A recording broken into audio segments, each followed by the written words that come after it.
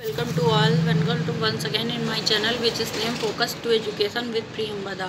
तो मैंने अपने पिछले वीडियो में शिक्षा के सिद्धांत जो BA पार्ट 1 का एजुकेशन का फर्स्ट पेपर, एजुकेशन सब्जेक्ट से जिनका स्नातक है उनका जो फर्स्ट पेपर है शिक्षा के सिद्धांत या प्रिंसिपल ऑफ एजुकेशन, तो उसमें हमने 3 यूनिट लगभग कवर कर ली है। तीसरी यूनिट में हम चर्चा कर रहे थे कि अभिकरण क्या है, और अभिकरण हमारे सिलेबस में 4 दिए हुए हैं, विद्यालय, गृह, समाज और राज्य। तो मैंने विद्यालय और गृह पे तो आपसे बात कर ली है, अब रह गया है समाज और राज्य। तो हम इसको भी इसी कड़ी में हम इसको आगे बढ़ाते हुए इसको भी डिस्कस कर लेते हैं। तो आज हम चर्चा करेंगे समाज के बारे में। समाज शिक्षा के, तो सबसे पहले हमें ये जानना होगा कि मनुष्य एक सामाजिक प्राणी है, और सामाजिक प्राणी होते हुए समाज से अलग नहीं रह सकता। तो समाज क्या है? समाज शिक्षा का एक अभिकरण हुआ। किस रूप में अभिकरण? यानी शिक्षा हमने पहले जब डिस्कस किया था कि अनौपचारिक शिक्षा में गृह आता है, फैमिली आती है, तो समाज की एक इकाई ही तो है। परिवार क्या है? समाज की इकाई है, जिस इकाई के जुड़ने से, कई परिवारों के जुड़ने से एक समाज का, एक राष्ट्र का तथा एक विश्व का प्रादुर्भाव होता है। तो अब हम जानते हैं कि जो समाज है वो क्या रोल मतलब किस साधन के रूप में शिक्षा का अभिकरण है, कैसे मदद करता है हमारी, उसकी क्या अर्थ है, उसकी क्या परिभाषा है और उसका महत्व क्या है शिक्षा के क्षेत्र में। तो आइए चलिए शुरू करते हैं। तो सब फर्स्ट ऑफ ऑल, शिक्षा संस्था के रूप में समाज का अपना स्थान है, यानी कि एजुकेशन के इंस्टीट्यूट के रूप में, शिक्षा संस्था के रूप में, शिक्षा की क्या है कहा जा रहा है, संस्था के रूप में समाज का अपना स्थान है। समाज हमारी संस्था के रूप में है। शिक्षा जो हमें शिक्षा प्रोवाइड करवाते हैं, शिक्षा प्रदान करते हैं, जिससे हम शिक्षित होते हैं। तो फिर है, प्रारंभ में बालक परिवार तक ही सीमित रहता था। प्रारंभ में जब हम शिक्षा की चर्चा कर रहे थे, बात कर रहे थे, जहाँ से भी ये उठी थी मांग, चाहे भारतीय समाज हो चाहे पश्चात समाज हो, तो पश्चिमी दर्शन शास्त्री जो थे, जैसे अरस्तु हो गए, प्लेटो हो गए, सुकरात हो गए आदि का अध्ययन हमने किया कि शिक्षा की शुरुआत में समाज का क्या रोल है।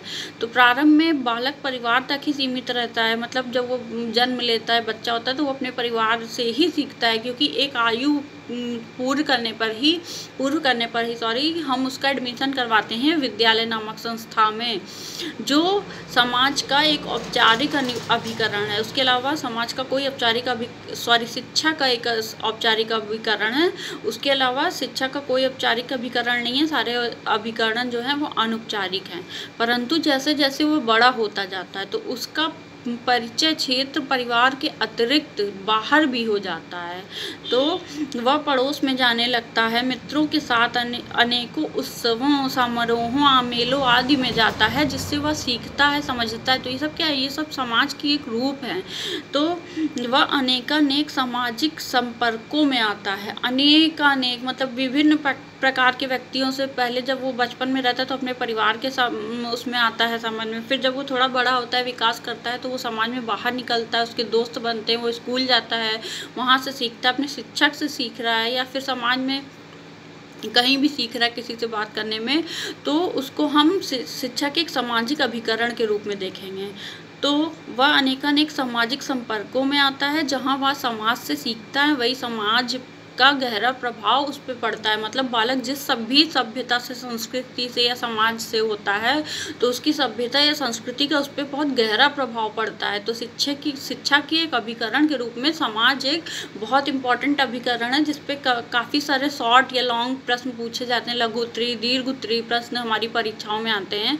तो आइए अब समझते हैं कि समाज का अर्थ क्या है, मीनिंग ऑफ सोसाइटी। सोसाइटी का अर्थ क्या है? तो आम बोलचाल की भाषा में सामाजिक संबंधों से बने समूह को समाज कहते हैं। आम बोलचाल की भाषा में अगर हम कैसे बोले कि सामाजिक संबंध है, हमने किसी को दोस्त बनाया, हमारा कोई मित्र हुआ, हम स्कूल जाने लगे, या हमारे टीचर हुए, या हमारे घर परिवार के सदस्य हुए, फिर हम बाहर निकल रहे हैं, हमारे मित्र के घर में जा रहे हैं, उनके पिता माता हुए, तो उनसे हम जो संपर्क करते हैं तो उसका एक समूह बन जाता है।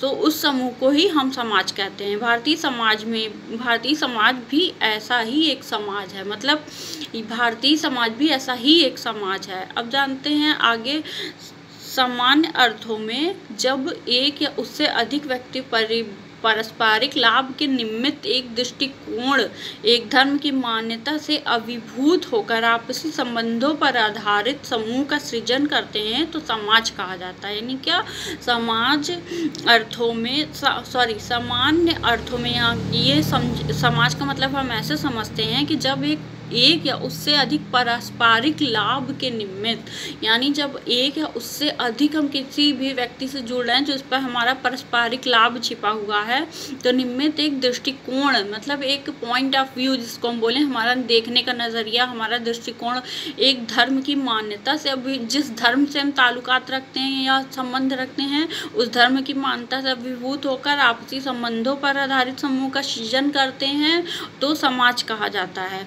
वह समूह अपेक्षाकृत स्थायी होता है और उसका स्थायित्व एक संगठित व्यवस्था पर निर्भर होता है। वह समूह अपेक्षाकृत क्या होता है, स्थायी होता है समाज, और उसका स्थायित्व एक संगठित व्यवस्था पर निर्भर होता है। समाज शास्त्र के अनुसार व्यक्तियों के समूह को तब तक समाज नहीं कहा जाता है जब तक समूह के प्रत्येक व्यक्ति एक दूसरे से संबंधित ना हो। यानी समाज शास्त्र, अगर हम सोशियोलॉजी सब्जेक्ट को उठाएं, देखें या पढ़ें, तो वो हमें समाज शास्त्र की क्या अर्थ बताता है कि समाज शास्त्र के अनुसार जो समाज शास्त्रीय विद्वान हुए बहुत से, उनके अनुसार व्यक्तियों के समूह को तक समाज नहीं कहा जाता जब तक उस समूह के प्रत्येक व्यक्ति का दूसरे व्यक्ति से संबंध ना हो। मतलब जो व्यक्ति है अगर उसका दूसरे व्यक्ति से संबंध नहीं है तो वो समाज के अंतर्गत नहीं आता या नहीं कहा जाता। और व्यापक अर्थ में अगर हम देखें तो व्यापक अर्थ में समाज की गरिमा,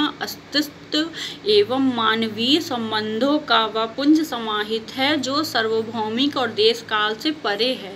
यानी व्यापक अर्थ में हम क्या कह रहे हैं, समाज की गरिमा, समाज का अस्तित्व, समाज का जो गौरव है उसका अस्तित्व वो प्राचीन काल में कैसा था, मध्यकाल में कैसा हुआ या आधुनिक युग में आज कैसा है, तो उस हिसाब से मानवीय संबंधों का वह पुंज समाहित है जो सार्वभौमिक और देश काल से परे है। यानी वो पूरे विश्व में लागू होता है, सार्वभौमिक है। वो ऐसा नहीं कि हम यहाँ भारत में हैं तो हम बाल्यावस्था में हैं या हम किशोरावस्था में हो रहे हैं तो जो बदलाव हमारे अंदर है वो बदलाव पश्चात बालकों के अंदर नहीं होगा, वो बदलाव तो उनके अंदर भी आना है, क्योंकि हम हैं तो सामाजिक प्राणी ही। भले हमारी शिक्षा दीक्षा या हमारी संस्कृति, हमारे कल्चर अलग हो सकते हैं, लेकिन मनुष्य एक सामाजिक प्राणी है, इसे हम नहीं भुला सकते।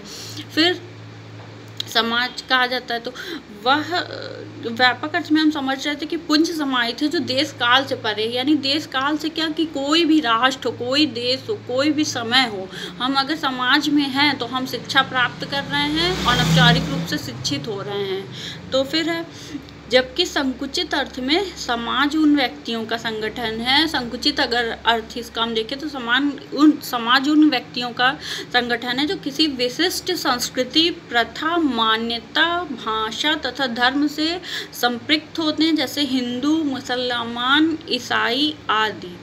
जो किसी, यानी जबकि संकुचित अगर अर्थ में हम समाज उन व्यक्तियों का संगठन है जो किसी विशिष्ट संस्कृति या प्रथा को मानने वाले हैं। जैसे हम भारत में रह रहे हैं तो हम या तो हिंदू हैं या मुसलमान हैं या ईसाई हैं, पाश्चात्य में हैं तो हम ईसाई हैं, तो हम ये सोच रहे हैं। फिर है, स्वतंत्रता प्राप्ति के पश्चात संविधान में एक नवीन लोकतांत्रिक समाज की संकल्पना की गई है।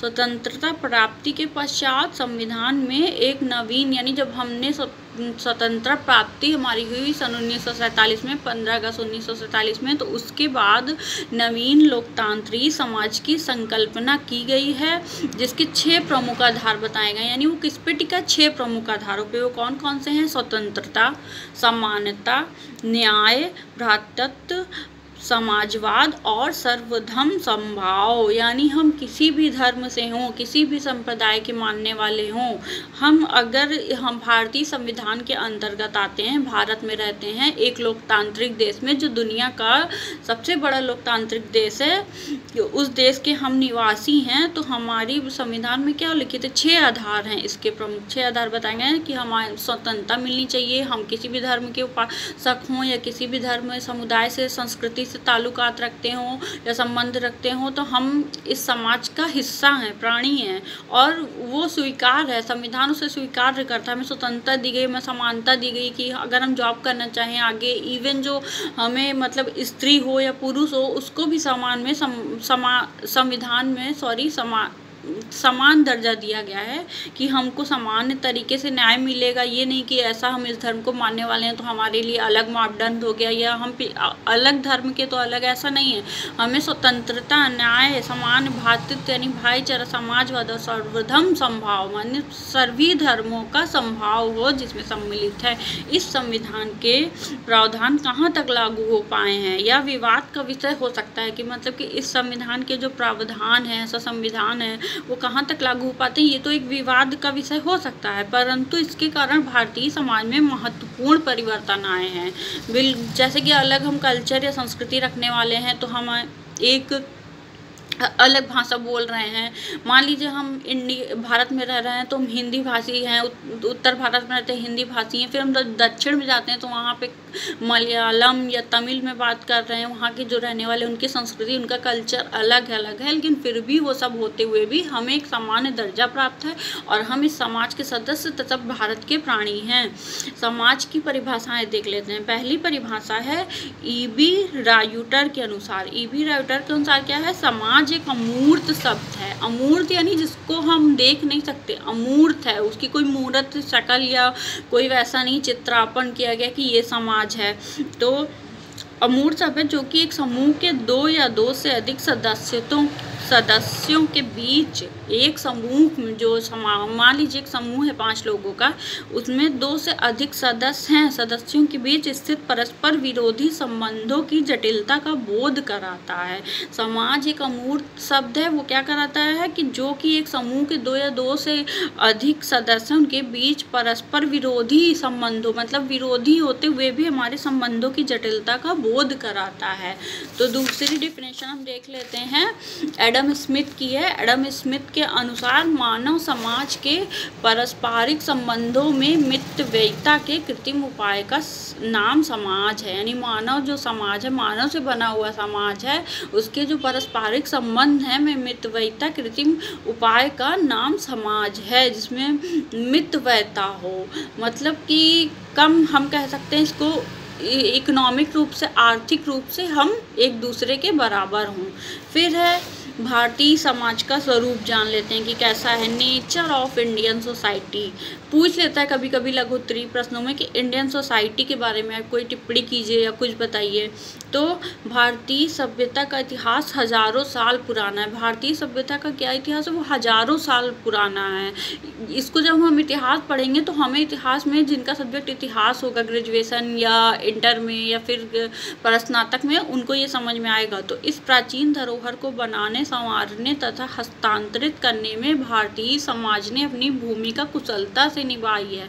तो इस प्राचीन धरोहर को क्या करने में बताया जा रहा है, भारतीय समाज का इतिहास हजारों साल पुराना है। तो इस प्राचीन धरोहर को बनाने, संवारने तथा हस्तांतरित करने में भारतीय समाज ने, इसको संवारने में, इसको एक दूसरे से हस्तांतरित करने में, एक से दूसरे में देने में, ज्ञान के जरिए हम दे रहे हों या अपने व्यवहार के जरिए, अपनी क्रिया के जरिए, तो भारतीय समाज में ने अपनी भूमिका कुशलता से निभाई है। जो भारतीय समाज है उसने विभिन्न कालों में अपनी आवश्यकता अनुसार शिक्षा की व्यवस्था कर भारतीय समाज विकसित हुआ है। प्रत्येक समाज, क्या कहा जा रहा है, विभिन्न कालों में, मतलब वे काल कैसे, जैसे प्राचीन समय, फिर मध्य युग आया, फिर मॉडर्न युग, आधुनिक युग जिसमें हम जी रहे हैं, अब तक चला आ रहा है। तो विभिन्न समाज दूसरे समाजों से भिन्न होता है, परस्पर अलग होता है। प्रत्येक की अपनी कुछ विशेषताएं होती हैं जो उसे औरों से अलग करती हैं। और भारत विभिन्न कालों में अपनी आवश्यकता अनुसार शिक्षा की व्यवस्था कर भारतीय समाज विकसित हुआ। भारत ने क्या किया, विभिन्न कालों में जैसे जैसे उसके अभी जिज्ञासा बढ़ी, आवश्यकता हुई, उसने उसके हिसाब से अपनी समाज, अपनी संस्कृति को आगे बढ़ाया है। फिर यही उस समाज का स्वरूप कहलाता है।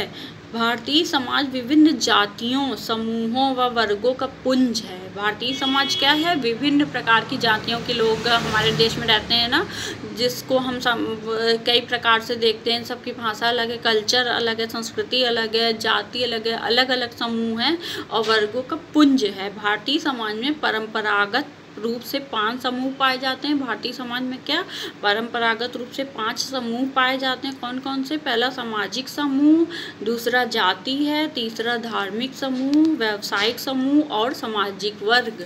यानी कि भारतीय समाज में जब परंपरागत रूप से जो 5 समूह पाए जाते हैं, क्या है? सामाजिक समूह यानी समाज के लोगों का समूह, जाति का एक जाति वाले कुछ लोग हो गए तो उनका समूह हो गया, फिर दूसरी जाति तो एक अलग समूह हो गया, फिर धार्मिक समूह हमारा हो गया, व्यावसायिक समूह और सामाजिक वर्ग। अब जानेंगे शिक्षा तथा समाज का संबंध, यानी शिक्षा समाज पर कैसे संबंधित है दोनों, और दोनों एक दूसरे पे कैसे परस्पर निर्भर हैं। Relation between education and society.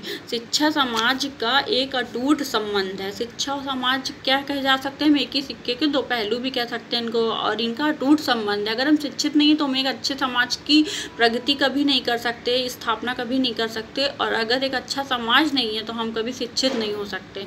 तो जब भी किसी समाज ने शिक्षा की व्यवस्था की है, उससे सबसे पहले अपनी आवश्यकताओं तथा आदर्शों को सामने रखा है। चाहे हम भारतीय समाज में देखें, पाश्चात्य समाज में देखें, किसी भी समाज ने अपनी आवश्यकताओं के हिसाब से शिक्षा व्यवस्था को देखा है, उसे सामने रखा है। अपनी आवश्यकता, उसके आदर्श क्या है, जैसा समाज होगा वैसी ही शिक्षा होगी। जिस समाज में जैसे आदर्श होंगे वहाँ की शिक्षा भी उन्हीं आदर्शों के अनुरूप होगी। जिस समाज में जो भी आदर्श होंगे, मूल्य होंगे, उनकी शिक्षा उन्हीं के आदर्शों के अनुरूप होगी। यह है शिक्षा और समाज शास्त्र का संबंध है।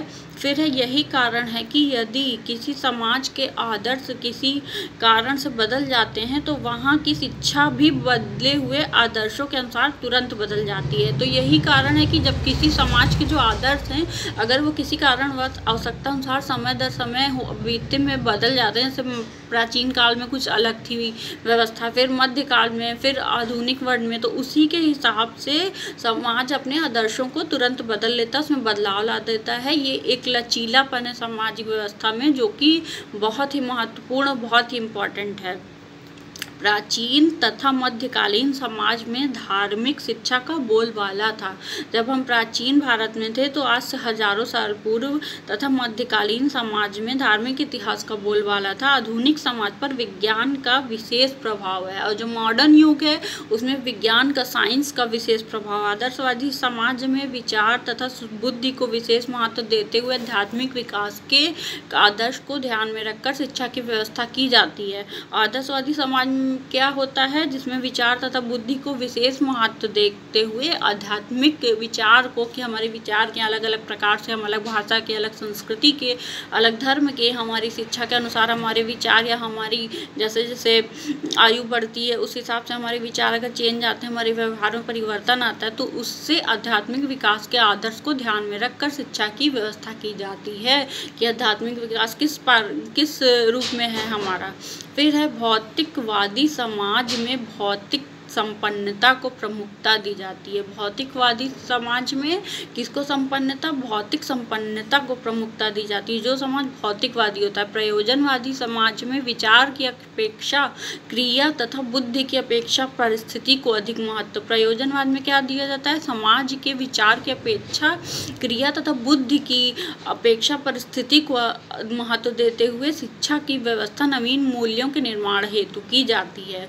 यानी कि जब हम भौतिकवादी होते हैं तो हमें समाज भौतिक संपन्नता को प्रमुखता दी जाती है उस समाज में, और जब प्रयोजनवादी होते हैं तो हमारी विचार क्रिया बुद्धि की अपेक्षा हमारी परिस्थिति क्या है, हमारी परिस्थिति को देकर अधिक महत्व देते हुए शिक्षा की व्यवस्था नवीन मूल्यों के निर्माण हेतु की जाती है। नए नए मूल्य स्थापित किए जाते हैं। जनतंत्रवादी समाज में प्रत्येक व्यक्ति की स्वतंत्रता, सबके समान अधिकार तथा नैतिक और सामूहिक जीवन में विश्वास आदि आदर्श को प्राप्त करने के लिए शिक्षा की व्यवस्था इस प्रकार से की जाती है कि प्रत्येक बालक को उसकी रुचियों, रुझानों, योग्यताओं तथा क्षमताओं के अनुसार विकसित होने के ऐसे अवसर मिलते रहें। उसमें अच्छी आदतें, सामाजिक गुण, प्रेम, सद्भावना, सहयोग, सहनशीलता, सहानुभूति, आत्मानुशासन, कर्तव्य परायणता जैसे जनतांत्रिक गुण का विकास हो। यानी जब हम जनतांत्रिक लोकतंत्र या समाज की बात करते हैं तो उसमें किसी व्यक्ति की योग्यताओं तथा क्षमताओं के अनुसार ही हम विकसित होने के अवसर मिलते हैं, जिससे कि हमारी आदतें, हमारे सामाजिक गुण जो हैं, सोशल कॉम्पिटेंस, अगर सामाजिक दक्षता और भावात्मक दक्षता पढ़ेंगे जब आगे चल के तो फिर उसमें हमको पता चलेगा। फिर गुण, प्रेम, सद्भावना, एक दूसरे के प्रति सद्भावना हो, सहयोग करने वाला हमारा चरित्र हो, सहनशीलता हो, सहानुभूति हो, आत्म अनुशासन, सेल्फ डिसिप्लिन होना चाहिए, हमारे कर्तव्य परायणता होनी चाहिए। हमें कर्तव्य हमारा बनता है कि मान लीजिए, इसको उदाहरण से समझिए, जैसे हम जिस समाज में जी रहे हैं, अगर हम पर्यावरण है हमारा अशुद्ध हो रहा है तो हम पॉलीथीन का यूज कर रहे हैं तो हम अगर वो बैन हुई है, सरकार ने उस पर बैन लगाया तो हमको उसको रोक देना चाहिए, अपना कर्तव्य दिखाना चाहिए। फिर जैसे जनतांत्रिक गुणों का विकास हो जाए, तो इस प्रकार हम समाज के स्वरूप को हमने समझा। अब समाज के शैक्षिक कार्य को समझ लेते हैं, बहुत इंपॉर्टेंट है। Educational functions of society. तो पहला है विद्यालयों की स्थापना। तो समाज का प्रमुख कार्य, समाज के शैक्षिक कार्य क्या है? समाज का सबसे प्रमुख कार्य उत्तम प्रबंधन से युक्त विद्यालयों की स्थापना करना, जहाँ सारे प्रबंध हों, मतलब कि हर चीज़ की व्यवस्था हो, चाहे वो भौतिक रूप से संपन्न हो, आर्थिक रूप से संपन्न हो, सामाजिक रूप से। इस प्रकार की आवश्यकता देखकर हम विद्यालयों की स्थापना करना है। प्रत्येक समाज अपने बालकों में सर्वोत्तम विकास करना चाहता है। प्रत्येक समाज जो है अपने बालकों का क्या करना चाहता है? सर्वोत्तम विकास करना चाहता है। इसके अलावा वह अपनी परंपराओं, आदर्शों, मूल्यों को सुरक्षित रखना चाहता है। इसके साथ साथ वो अपने क्या परंपराओं को, अपने आदर्शों को, मूल्यों को सुरक्षित रखना चाहता है। विद्यालय समाज के मंतव्यों के अनुकूल कार्य करके समाज की आकांक्षा पूरी करता है। विद्यालय क्या करता है? अपने समाज के जो मत हैं, अलग-अलग मंतव्यों के अनुकूल ही कार्य करके समाज की आकांक्षा को पूरा करता है। आकांक्षा यानी इच्छा। तो दूसरा है व्यवहारिक शिक्षा की व्यवस्था। सबसे पहले तो समाज का कार्य हुआ कि विद्यालयों की स्थापना, उसका शैक्षिक कार्य हुआ। फिर हुआ व्यवहारिक शिक्षा की व्यवस्था। अपने आर्थिक विकास के लिए आधुनिक युग में समाज अनेक कार्य करता है। अपने आर्थिक विकास के लिए आधुनिक युग में क्या करता है? समाज अनेक कार्य करता है। उनमें से प्रमुख हैं औद्योगिक, तकनीकी व व्यावसायिक शिक्षा की व्यवस्था, कंप्यूटर शिक्षा की व्यवस्था, विभिन्न व्यवसायों के लिए शिक्षा। इनके द्वारा ही देश का आर्थिक विकास संभव है। अपने आर्थिक विकास के लिए आधुनिक समाज में क्या होता है? अनेक कार्य करता है। उनमें से प्रमुख औद्योगिकीकरण, बिजनेस यानी व्यवहारिक, जब हम व्यवहार करते हैं, तकनीकी व व्यावसायिक शिक्षा की व्यवस्था करना है। हमारी शिक्षा कैसी हो? टेक्नोलॉजी का जिसमें प्रयोग हो, टेक्नोलॉजी के माध्यम से हम अपनी शिक्षा व्यवस्था को, शिक्षण और प्रशिक्षण को सुधार सकें, ऐसी शिक्षा व्यवस्था हो। कंप्यूटर शिक्षा की व्यवस्था हो, विभिन्न व्यवसायों के लिए शिक्षा। इनके द्वारा ही देश का आर्थिक विकास संभव है। अतः व्यावसायिक शिक्षा की व्यवस्था करना समाज का एक प्रमुख कार्य है। अब है पुस्तकालयों की स्थापना, यानी कि इस्टेब्लिशमेंट ऑफ लाइब्रेरीज, यानी जो पुस्तकालय होती हैं, लाइब्रेरी, जहाँ विभिन्न समाज से संबंधित या विभिन्न प्रकार की विद्वानों की पुस्तकें रहती हैं, जिसका हम उपयोग करके एक कुशल नागरिक, बुद्धिमान, अपनी योग्यताओं, अपनी क्षमताओं को प्रगति की ओर ले जा सकते हैं। समाज का यह कार्य है कि वह अपने व्यक्तियों के मानसिक विकास हेतु अधिक से अधिक सार्वजनिक वाचनालयों तथा पुस्तकालयों की स्थापना करे। समाज का कार्य क्या है? अपने व्यक्तियों की जो भी समाज है, अपने व्यक्तियों की मानसिक की विकास हेतु, जिससे उनका मानसिक विकास हो, अधिक से अधिक सार्वजनिक वाचनालयों तथा पुस्तकालयों की स्थापना करे। साथ ही इसमें आवश्यक पुस्तकों, समाचार पत्रों, पत्र पत्रिकाओं की उचित व्यवस्था करे, जिससे जन साधारण को देश विदेश की राजनैतिक, आर्थिक तथा सामाजिक समस्याओं के विषय में ज्ञान प्राप्त हो सके। तो क्या क्या हमें पुस्तकालय की स्थापना करना चाहिए? चाहिए, साथ ही इसमें अवश्य पुस्तकें हों उनका प्रबंधन करेंगे हम। समाचार पत्र हो, चाहे वो विभिन्न क्षेत्र के हैं, विभिन्न भाषा के हैं, तो उस हिसाब से समाचार पत्र आएँ। पत्रिकाओं की उचित व्यवस्था करें जिससे जनसाधारण को देश विदेश की राजनीतिक, आर्थिक तथा सामाजिक समस्याओं के विषय में ज्ञान प्राप्त हो सके और वो इसके अनुसार खुद को ढाल सकें। फिर है व्यायामशालाओं का निर्माण।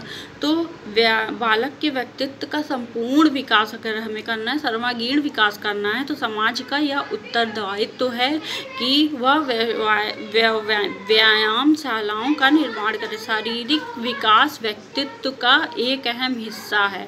शारीरिक विकास क्या है? व्यक्तित्व का एक अहम हिस्सा है। शारीरिक विकास के लिए समाज को न केवल विद्यालयों में खेल कूद के मैदान, खेल सामग्री आदि की व्यवस्था करनी चाहिए, बल्कि संसाधन युक्त व्यायामशालाओं का निर्माण कराना चाहिए। शारीरिक विकास के लिए क्या करना चाहिए? समाज को न केवल विद्यालयों में खेल कूद की व्यवस्था करना चाहिए, इसके अतिरिक्त खेल सामग्री आदि की व्यवस्था करनी चाहिए, बल्कि संसाधन युक्त व्यायामशालाओं का निर्माण करना चाहिए, जिससे हमारा शारीरिक और मानसिक विकास अच्छे प्रकार से हो सके। फिर है सांस्कृतिक तथा साहित्यिक शिक्षा की व्यवस्था। तो समाज के शैक्षिक कार्य में सांस्कृतिक तथा साहित्यिक शिक्षा की व्यवस्था क्या है? यानी व्यक्तियों का सामाजिक और साहित्यिक विकास भी समाज का कर्तव्य है। समाज द्वारा स्थापित विद्यालय इस कार्य में सहयोगी हो सकते हैं।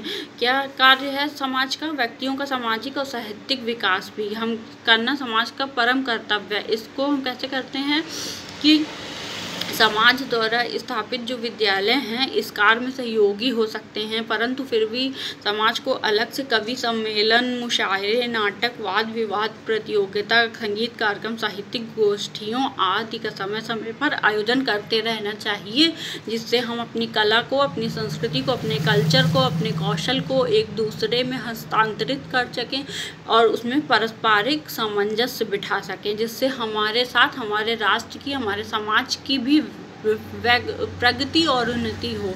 फिर है प्रौढ़ शिक्षा की व्यवस्था, यानी एडल्ट एजुकेशन की व्यवस्था करना।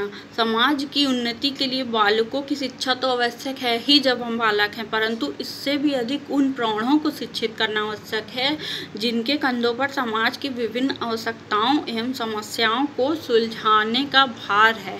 मतलब हम बालक की तो शिक्षा के माध्यम से कर ही रहे हैं, मतलब विकास कर रहे हैं, किंतु उन प्रौढ़ों जो एडल्ट हैं, बड़े बालक हैं, वो बालक या बालिकाएँ हैं, प्रौढ़ हैं, तो उनको शिक्षित करना आवश्यक है, जिनके कंधों पर समाज की विभिन्न आवश्यकताओं, समाज की और एवं समस्याओं को सुलझाने का भार है, जो समाज में अपना दायित्व निभाते हैं और अपना एक रोल, अपनी भूमिका निभाते हैं। तो अतः प्रौढ़ों की शिक्षा व्यवस्था करना समाज का प्रमुख कार्य है।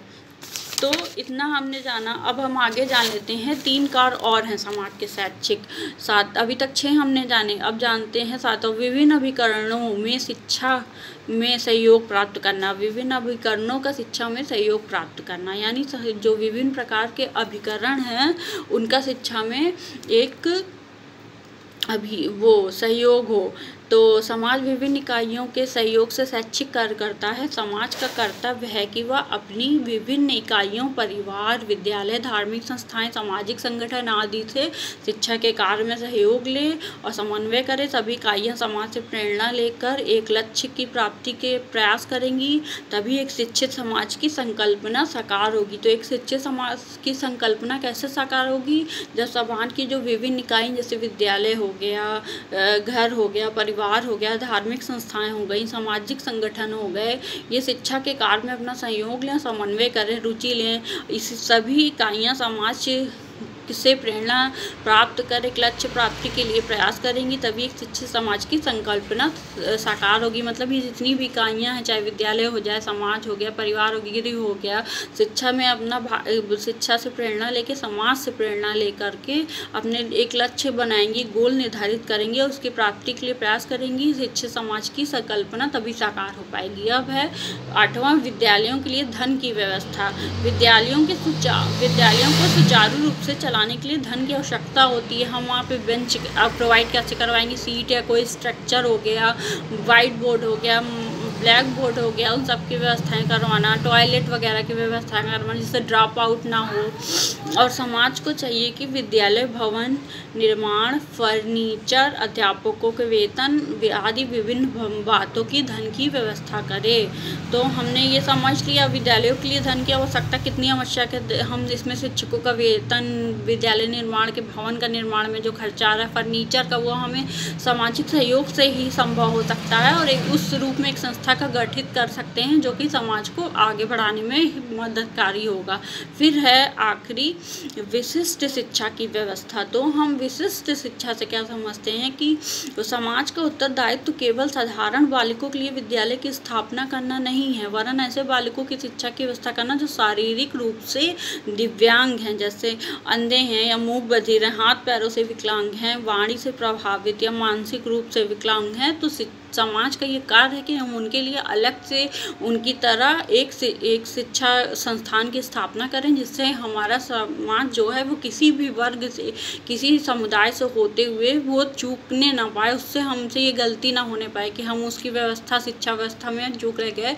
अगर समस्या है भी वर्तमान समय में चल रही है तो हम उससे प्रेरणा लेकर उस आज का युग टेक्नोलॉजी का, विज्ञान का, हम उससे संबंधित होकर उसके सूचनाओं का आदान प्रदान करके हम इसकी व्यवस्था आसानी से कर सकते हैं। तो आज हमने जाना कि समाज शिक्षा का एक अभिकरण कैसे और शिक्षा के रूप में कैसा है। और अगर आपके लिए ये वीडियो हेल्पफुल रहा हो तो प्लीज़ आप मेरे वीडियो को लाइक, कमेंट एंड सब्सक्राइब कीजिएगा, जिससे मुझे प्रेरणा मिलेगी। मैं ऐसे ही दूसरे टॉपिकों पे अपने वीडियो लाती रहूँगी। और आज हमारा ये टॉपिक ख़त्म हुआ। अब अपने नेक्स्ट वीडियो में शिक्षा के आखिरी अभिकरण के बारे में बात करेंगे जो हमारे सिलेबस में है, वो है राज्य। तब तक के लिए आप सभी को मेरा नमस्कार।